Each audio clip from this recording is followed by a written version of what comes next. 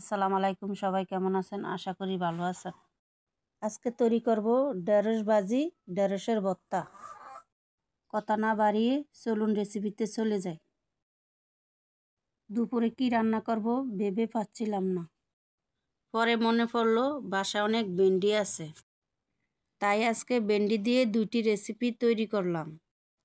ভাজির জন্য, ভর্তার জন্য ভেন্ডি আলাদা করে নিলাম। ভেন্ডিগুলো ভালো করে ধুয়ে নিলাম। এখন সবগুলো ভেন্ডি ভাজির জন্য কুচি করে কেটে নিলাম। ভর্তার জন্য ভেন্ডিগুলো বড় করে কেটে নিলাম। একটি প্যানের মধ্যে পরিমাণ মতন তেল দিয়ে দিলাম। পেঁয়াজ কুচি দিলাম। পেঁয়াজ কুচি হালকা ভাজা হলে আদা রসুন দিয়ে একটু নেড়ে নিব। এখন মরিচগুলো ফালি করে দিয়ে দিলাম। এখন এর মধ্যে দিলাম লবণ, হলুদ। এরপরে সবগুলো ভেন্ডি দিয়ে ভালো করে নেড়ে নিলাম। আরেকটি চুলা আমি মুরগির মাংস বসিয়ে দিলাম।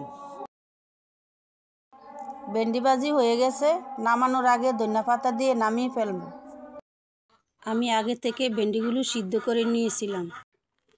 এখানে আছে বেরেস্তা, লবণ, শুকনো মরিচ, পেঁয়াজ, ধনিয়াপাতা। সব কিছু একসাথে ভালো করে মেখে নিব। একটু সরষের তেল দিলাম। সরষের তেল দিলে ভর্তা মজা হয়। এই তো আমার মাংস রান্না হয়ে গিয়েছে।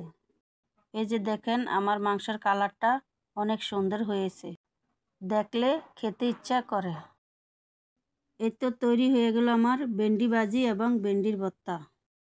দুইটা খাবারে অনেক মজা হয়েছিল। ভিডিওটি দেখার জন্য সবাইকে ধন্যবাদ। আল্লাহ হাফেজ।